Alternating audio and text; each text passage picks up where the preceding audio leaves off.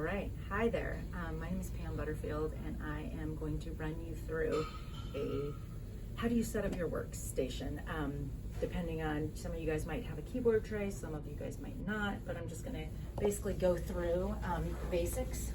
I'm gonna start out by talking about your spine, because that's one of the biggest things you wanna kind of think about. So basically, I have this pole here, and I'm gonna show you if you were to sit or stand, you basically want your head back against it. You want a little curve here, you want a little curve in your low back, and this is kind of your goal. So we want to sit you in your chair with a good back support, and then your head to be here. As soon as you have to lean forward, that just throws everything off. So that's my spiel about the spine.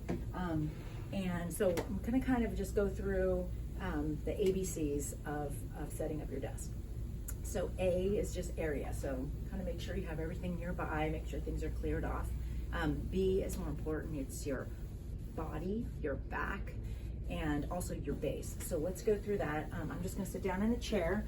The first one I'm gonna do is pretending I don't have a keyboard tray. So I do not want my hands to be, let's see if there's a keyboard here. I do not want my hands to be up higher than my elbows. That's kind of important because this is not a very comfortable position. So if I want my hands to basically be at my elbow height, I'm gonna have to bring my chair up. So I'm gonna raise this up until I'm basically sitting at a position where my hands are a little bit lower than my elbows. Okay, and this feels comfortable. Now I have the issue of my feet aren't on the floor. So then I would need to put a footrest underneath it. If I had armrests on this chair, I would want those armrests to come up and just support me just basically at elbow height. So not too high, not too low, and then my hands would come straight across. And so the point of that is that all the weight from my shoulders is coming down onto my forearms. So now I can comfortably type. Then I would need a footrest, and that's my base. So basically a nice back support, adjusted appropriately. These chairs, a lot of them, the backrests go up and down like this, so I'm gonna make it go up to the point of where I feel a little bit of lumbar support. If you don't have good lumbar support, I would use one of these little inflatable back pillows, which I can show you in a second. And then again, I have a nice base here, and then my feet absolutely need to be supported. So if you're sitting too tall, a lot of times people slump down. That's not good for my spine, for my back. And then the other thing people do is sit on the edge of their chair, which is totally fine for part of the day, not for all day. Because what people do is they overarch their back, and then their back muscles can get really tired. The other thing is people can tend to slump. So either way, it's fine to sit on the edge of your chair for part of the day. This would be fine. But after too much time, I'm gonna do this. So one thing you can just do is slump, overcorrect, and then try to find that place in between, and that's actually when you'll feel your stomach muscles engage. Then you're gonna put your hands here, and then these monitors, yes, are too low for me. However, as long as I keep my head back and my chin kind of tucked and just look down with my eyes, it's totally fine. So I'm not gonna worry about adjusting these monitors. They're actually quite okay. Now I'm gonna show you what you would do if you had a keyboard tray, which is, for somebody my height, always a good idea. I'm about 5'4", 5'5", and this desk is too tall for me. So I'm gonna now put myself back down until I feel my feet nicely on the ground. Then the keyboard tray will pull out, and I'm going to adjust it so that, again, my hands are slightly below my elbows. The key is that you want your wrist to be straight, and so if you go too low, you're gonna have this. If you go too high, you're gonna have this, and you're gonna have pressure most likely on your hand, which we have some very sensitive nerves here, so you don't want that. So I didn't address this when I was up here, but I would want probably something underneath my wrist just to have a place to rest, especially if I don't have arm rests. I'm gonna just pull this down and pull the mouse down. And now I have this nice pad, which keeps my wrist straight. So again, straight wrist, very important.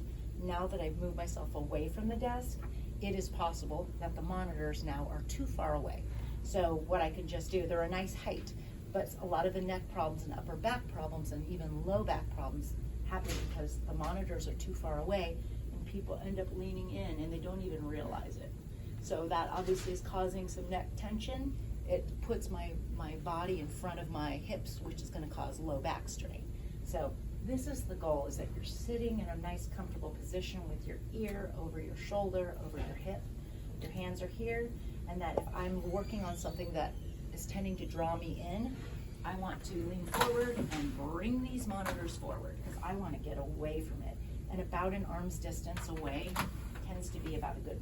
So now I actually want to get away from it, which should be the goal, is that I'm in a nice upright position because my environment is setting me up for that. So this would be a good position. I could make it a little bit higher if I want. But you can see my elbows are close to my body, not reaching out. Don't want to do this. When it comes to using the mouse, you want to have the mouse and you want to move this way, not this way, okay? So think about having your mouse as close to your keyboard as possible and moving from your whole arm.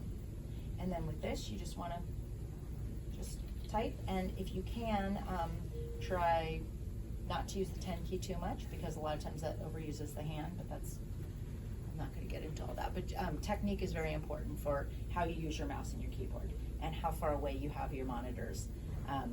Too high is a problem because you're going to tilt your head up. Too low is less of a problem, but you want to make sure it's not pulling you down. So I think that's it. And if you have a standing station, say if I had the ability to stand, I'm going to add this here. Another option other than standing like this could be, as long as you feel safe, turning your chair around and standing like this. This is a nice way to give your legs and feet a break, and you get a good stretch in the front of your hips. Oh, one last thing I wanted to go over this. So I often recommend this pillow because I happen to use it religiously because I have a back problem. And I like this because it's it makes you be able to individualize your chair, whether it's a camping chair, your car seat, or an office chair. And it comes like this, and believe it or not, for most chairs that have a little bit of a backrest, all you need is one puff of air to make it quite nice. So I know that looks like nothing, but what you do is you sit back and you put it right here between the base of your spine and your shoulder blades, and you can see how that little bit of air just fills in that nicely. And I actually think this is actually too much air, so believe it or not, you know, that little bit of air goes a long way. And another thing you can do is if the chair is too deep for you and you want to make your chair a little bit more reclining, you would put more air in it, which would basically support you kind of reclining a little bit. So that's the scoop. Hopefully this is helpful, and you can always reach out to me if you have any further questions. Again, my name is Pam Butterfield.